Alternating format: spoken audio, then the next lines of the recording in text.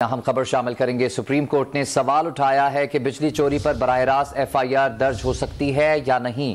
کیا غریب آدمی کنڈا ڈالے تو وہی سزا اور فیکٹری والا زیادہ بجلی چوری کرے تو بھی وہی سزا ہوگی؟ عدالت نے اٹارنی جنرل سے معاونت طلب کر لی۔ کیا پولیس کو اختیار دے دیا جائے کہ از خود مقدمات درج کرے؟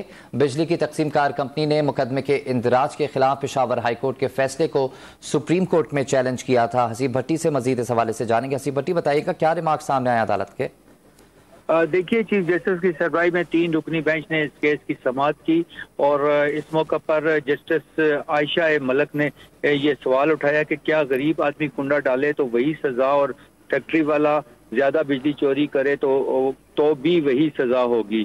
اس حوالے سے معاونت کے لیے اٹارنی جنرل کو نوٹس جاری کیا ہے اور اور ساتھ یہ بھی کہا ہے کہ کیا وہ ایس ڈی او عدالت میں شکایت داخل کرے گا یا تھانے میں کرے گا۔ اس حوالے سے بھی عدالت کو کی معاونت کی جائے۔ جو وکیل تھے تقسیم کار کمپنی کے، ان کا یہ کہنا تھا کہ بجلی چوری روکنے کے لیے مقدمات درج کر کے چلان بجلی یوٹیلٹی عدالتوں میں بھیجے جاتے ہیں۔ اس پر سپریم کورٹ کا یہ کہنا تھا کہ کیا پولیس کو اختیار دے دیا جائے کہ از خود مقدمات درج کرے۔